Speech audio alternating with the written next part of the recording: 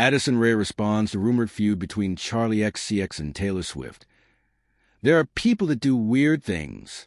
I try to avoid those people. Addison Rae has responded to the rumored feud between Charli XCX and Taylor Swift. Rae was asked about the supposed friction between the two pop stars in a new interview with the Los Angeles Times, and whether she feels she can avoid being pulled into discourse about pop girl rivalries. She began by saying, "I guess we'll have to see," before adding, "But there's so much more to all these things. There are people that do weird things, and I try to avoid those people."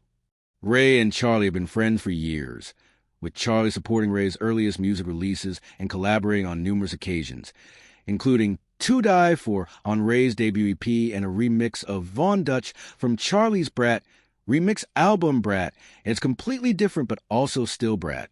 They performed both tracks live together back in October. "It doesn't have to be a thing, but I get it. It's entertaining," Rae added of artist rivalries in general. "Historically, there's always been this friendly or maybe unfriendly competition between people. I think it's a very natural human thing to want to exceed a standard that someone else has laid out. I'm not really interested in it for myself."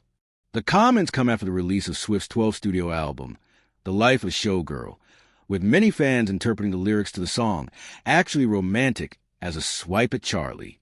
"I heard you call me boring Barbie when the cokes got you brave," Swift sings.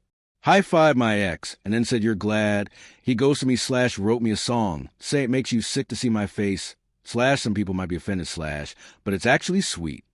Many consider this a rebuttal to Charli's "Sympathy is a Knife" from Brat, on which he sang, "Don't know if I'm spiraling / one voice tells me that they laugh / George says I'm just paranoid / don't want to see her backstage at my boyfriend's show / fingers crossed behind my back / I hope they break up real quick." This line stuck out to fans upon the track's release, as Charli is now married to the 1975 drummer George Daniel, while Swift was in a brief relationship with that band's frontman Matty Healy in 2023. Swift has since said, "Actually Romantic" is a song about realizing that someone else has kind of had a one-sided adversarial relationship with you that you didn't know about, and all of a sudden they start doing too much, and they start letting you know that actually you've been living in their head rent-free and you had no idea. Swift, via BBC News, then shed further light on the song's meaning, saying it is a love letter to someone who hates you, but she still didn't reveal who she was singing about. When asked about the track in an interview, Charli also refused to comment on the speculation.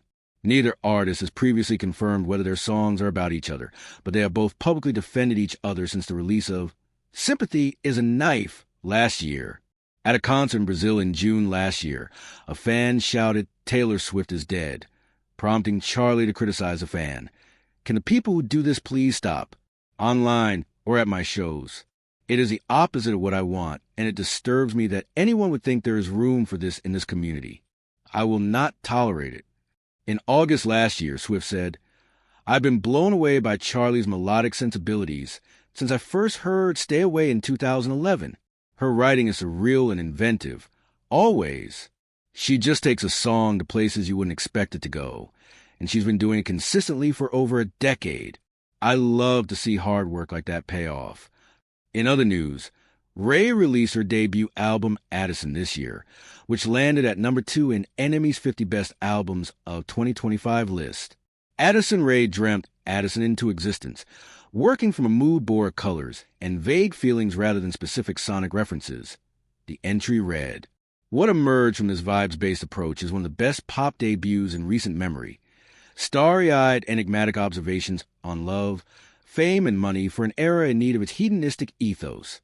Her single Headphones On also came in at number 8 in our 50 Best Songs of 2025 list with an entry reading, with notes of dreamy 90s R&B and Madonna's Ray of Light era. Pop's brightest new star gives us plenty of reason to tune in.